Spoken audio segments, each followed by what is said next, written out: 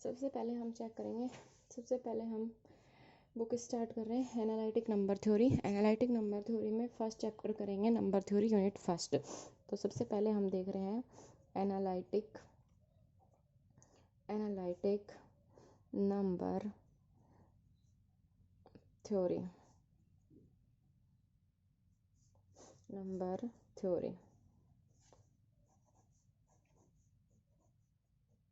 Analytic number theory में starting करेंगे number theory से। नंबर थ्योरी में unit first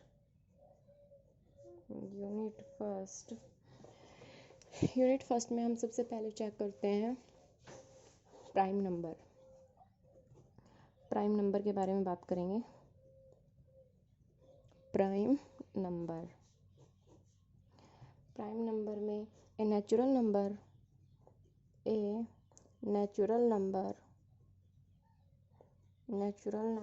p greater than 1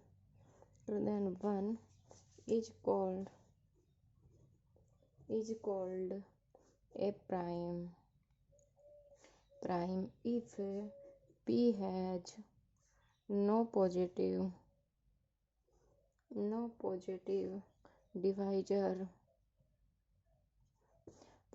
divisors except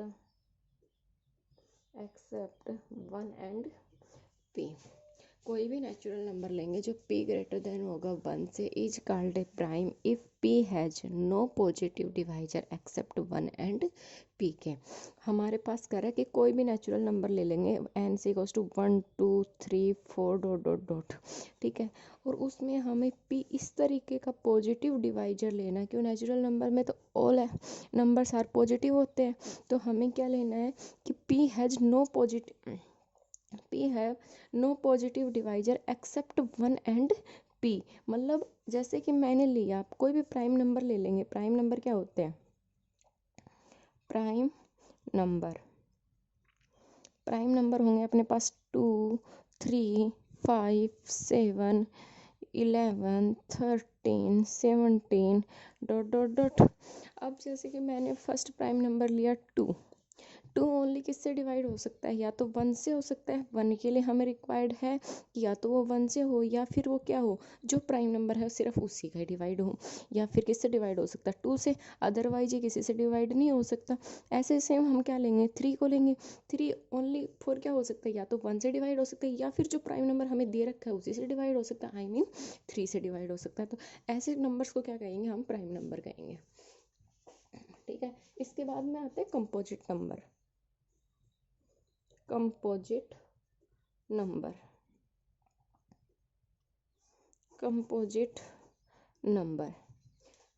number में क्या होगा? A natural number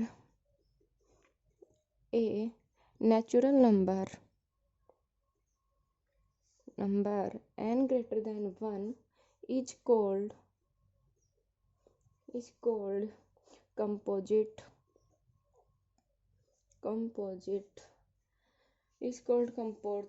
if it is not prime.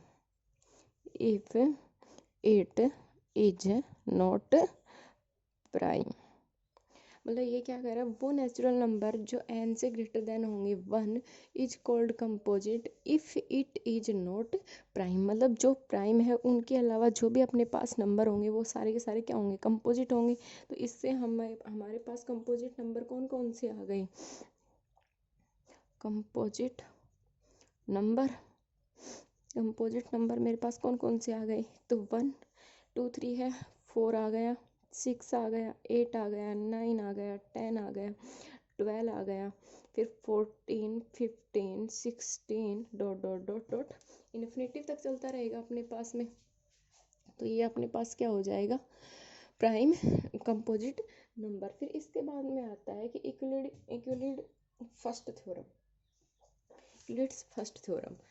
First theorem क्या कहते हैं हमें? Euclid's first theorem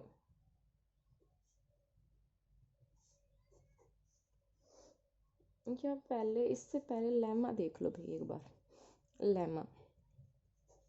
lemma let let P be a prime and A be any natural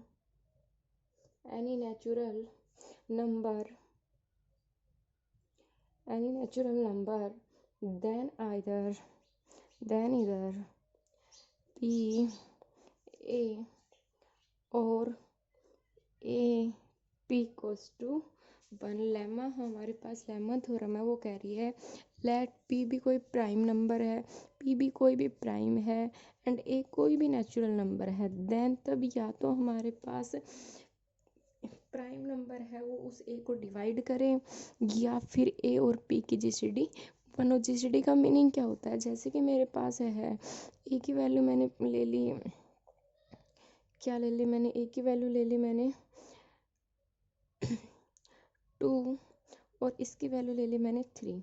अब इसमें सबसे पहले हमारे पास ही मैंने दोनों ही प्राइम नंबर ले लिए एक तरीके से, वैसे ये नेचुरल नंबर भी है पर दोनों प्राइम नंबर भी है, तो मैंने यहाँ से ले लिया, या फिर 1 ही ले लो, चलो छोड़ो ना 1 ले लेते हैं।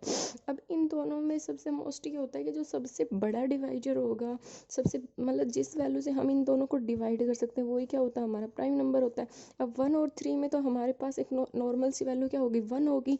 सिर्फ ये किससे डिवाइड हो सकता है, 1 से, तो इन दोनों की GCD क्या हो गई, 1 हो गई।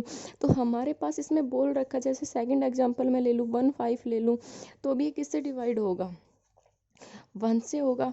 और भी ले लो तो जो इनसे दोनों से डिवाइड होगा या तो वो, या फिर इनसे सबसे छोटा GCD जिससे ये दोनों डिवाइड हो सकते हैं, जैसे कि मैंने ले लिया 2 और 5 ले लिया, 2 और 5 भी सिर्फ ओनली 1 से डिवाइड हो सकते हैं।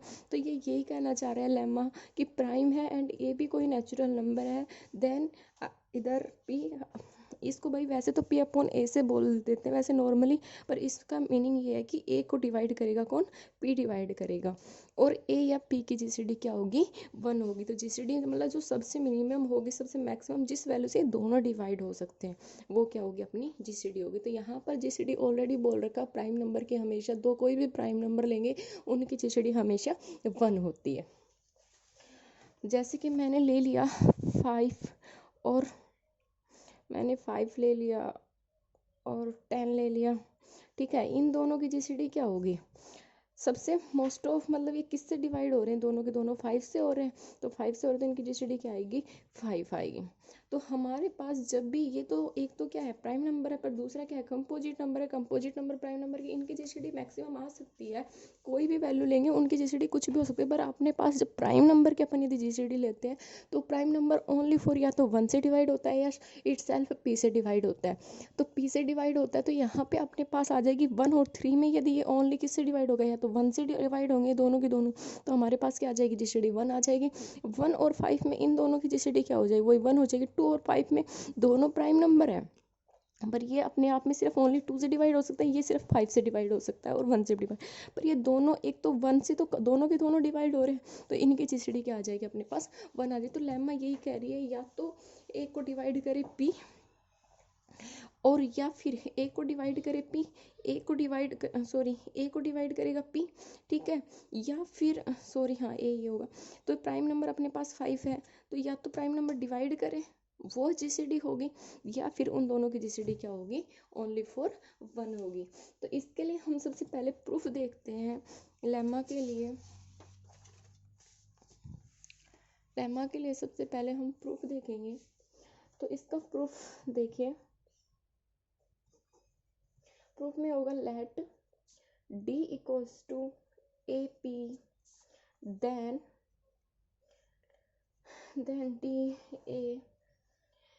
DA and DP, but P is prime, so D upon P implies D equals to 1 और D equals to P।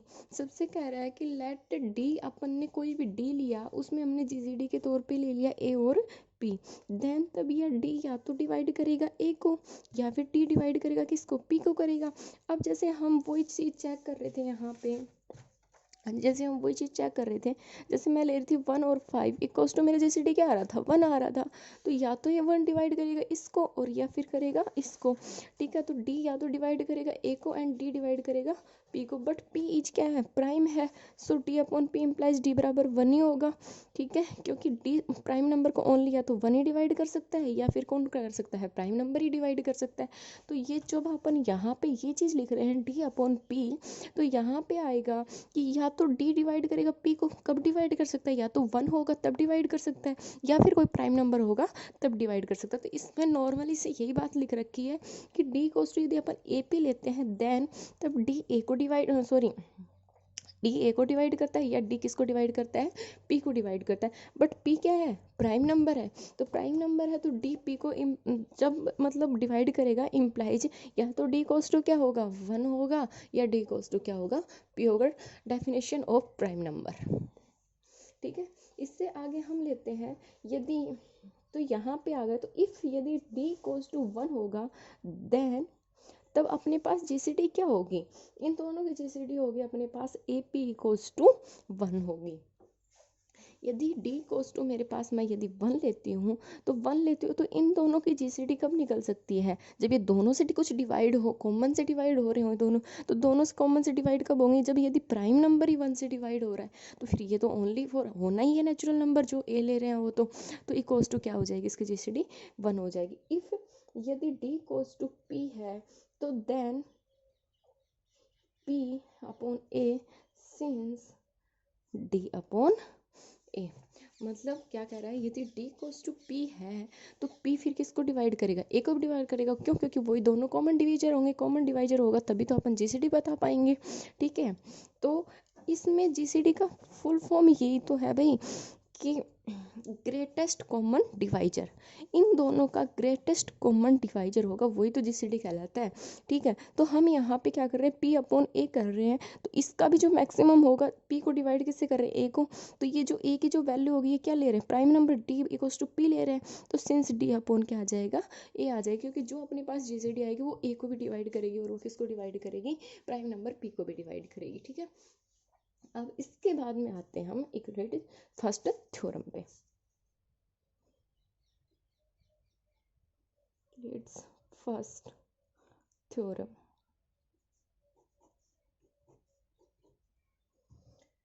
If सबसे पहले इसका देखेंगे, if p is prime and p upon A b then p upon a और p upon b। भाई इसको मैं normally p upon a p upon b, क्योंकि अपन नॉर्मली कोई भी वैल्यू लेते तो उनको हम जैसे इंडिकेट करते तो अपनी वही हैबिट है कि p upon a p upon b। पर इसका नॉर्मली इसका वे है कि a को डिवाइड करता है p, बाकायदा ये नहीं है कि p को डिवाइड करता है a को डिवाइड करता है p और p को डिवाइड करता है p। ये बोलने में मैं इस टाइप से बोल रही हूँ p upon a p upon p, पर हमारे पास हमेशा a को डिवाइड करेगा p और b को डिवाइड करेगा p। ठीक है, तो अब इसमें इसका प्रूफ देखते हैं। ये कह रही है फर्स्ट थ्योरम कहती है यदि p कोई भी प्राइम नंबर है तो मैंने क्या लिया, and p upon A B है ना, p ए बी को डिवाइड करता है p। तो जैसे कि मैंने लिया p a और p b। अब इसके लिए हम इसका प्रूफ देखेंगे, तो प्रूफ देखते हैं। सबसे पहले नोट डाउन कर लेते हैं, उसके बाद में अपन प्रूफ को समझाते हैं। तो क्या है अपने पास भाई, if p a we have nothing to prove, we have nothing to prove, so let भाई एक बार कंप्लीट लिख लो, उसके बाद मैं समझा दूंगी। p a then a p equals to 1, so there exist integers x and y such that xa plus yp equals to 1, xab plus ypb equals to b। Question number first,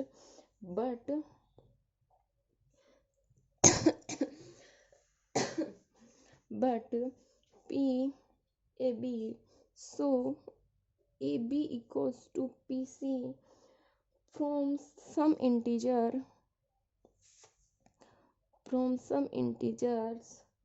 C. Now first implies XPC plus YPB equals to B, that is P equals to P bracket XC plus YB equals to आता है मेरे पास B, तो hence P divide करेगा किसको, B को। हमने सबसे पहले ये देखा if P प्राइम है एंड P डिवाइड करता है AB को, देन PA और PB, ठीक है, PA और PB। तो प्रूफ में हमने क्या लिया कि PAB हैव नथिंग डिवाइड, यदि हम इसको ले रहे हैं कि ये हमारे पास डिवाइड नहीं करता, ठीक है, सो लेट P डिवाइड नहीं करता A को, ठीक है, तो इसके लिए सबसे पहले हम लेंगे, जैसे कि मैंने लिया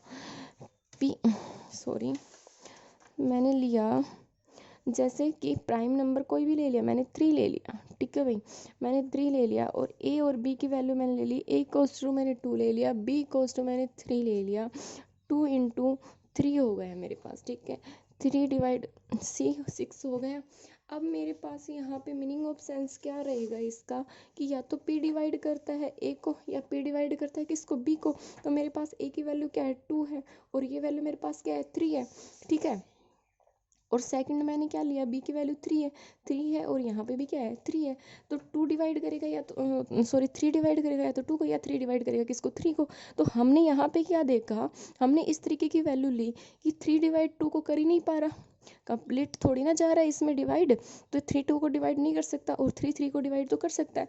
तो यदि मैंने क्या लिया, if P upon A we have nothing to prove, ठीक है, we have nothing to proof, तो हम ले रहे हैं सो लेट P A को डिवाइड नहीं करता, देन इनकी AP की GCD क्या आ गई, 1 आ गई, ठीक है। इनकी GCD जैसे कि मैंने लिया A और P, ठीक है, मैंने ये वैल्यू क्या है, A है मेरे पास, ये वैल्यू क्या है, P है, तो मैंने मेरे पास क्या आ गई, 2 और 3, इनमें सबसे ज़्यादा ग्रेटेस्ट कॉमन डिवाइजर क्या है, ओनली 1 है, ये दोनों डिवाइड किससे हो रहे हैं, 1 से हो रहे हैं, तो इनकी GCD क्या आ गई, 1 आ गई। तो ये यही तो चीज़ कह रहा है कि P डिवाइड नहीं करता A को, देन तब इसकी GCD क्या आ रही है, 1 आ रही है। यदि ये डिवाइड करता, जैसे कि सपोज दैट मैं ले लेती हूँ कि 3 3 है, ठीक है भाई, मैंने B की वैल्यू क्या ले ली, 3 ले ली, इसकी वैल्यू मैंने क्या ले ली, 3 ले ली, दोनों के दोनों किस से डिवाइड हो रहे हैं, 1 से हो रहे, 3 से हो रहे हैं, पर हमें क्या GCD क्या होते हैं, ग्रेटेस्ट कॉमन डिवाइजर यहाँ पे क्या आ रहा है, 3 आ रहा है, तो हमारी इनकी GCD क्या हो गई, 3 हो गई,